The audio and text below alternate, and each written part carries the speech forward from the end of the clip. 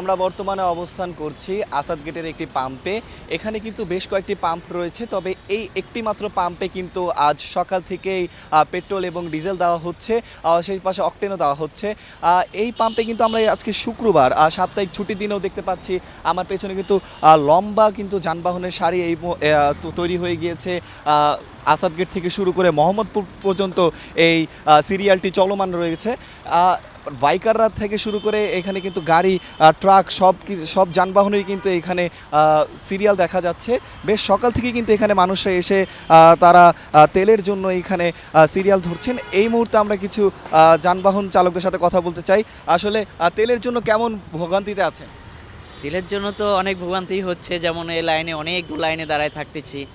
তেলে নিতে গেলে প্রায় 2 ঘন্টার মতো লাইনে দাঁড়ায় থাকতে হচ্ছে, তারপরও হয়তো 500-600 টাকার তেল দেবে। সব পেট্রোল পাম্পগুলো কি খোলা রয়েছে? না না, পেট্রোল পাম্প খোলা নেই। আমি ওখানে একটা পাম্প বন্ধ দেখছি, এই পাশে এটাও তো বন্ধ। এরকম কিছু কিছু পাম্প খোলা আছে। সাগর, যেমনটা শুনলেন, আসলে সাধারণ মানুষ কিন্তু অনেক ভোগান্তিতে রয়েছে। সকাল থেকেই তারা কিন্তু আসলে তেলের সংকটে এখানে এসে সিরিয়াল দিচ্ছেন এবং ঘন্টার পর ঘন্টা অপেক্ষা করেও কিন্তু তারা তাদের কাঙ্ক্ষিত তেল পাচ্ছেন না।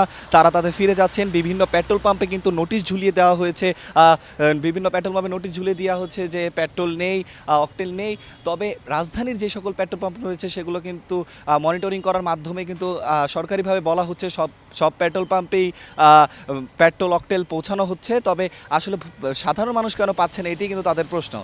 তবে সাধারণ মানুষের ভোগান্তি কমাতে সরকার কিন্তু বিভিন্ন পদক্ষেপ নিয়েছে এবং পর্যাপ্ত পেট্রোল অকটেল ডিজেল মজুদ আছে বলে তারা আমাদেরকে জানিয়েছেন। আসলে এখন ডিপো থেকে সরবরাহ করা হচ্ছে না, মালিক পক্ষ থেকে এরা আমাদেরকে জানিয়েছেন। সাগর।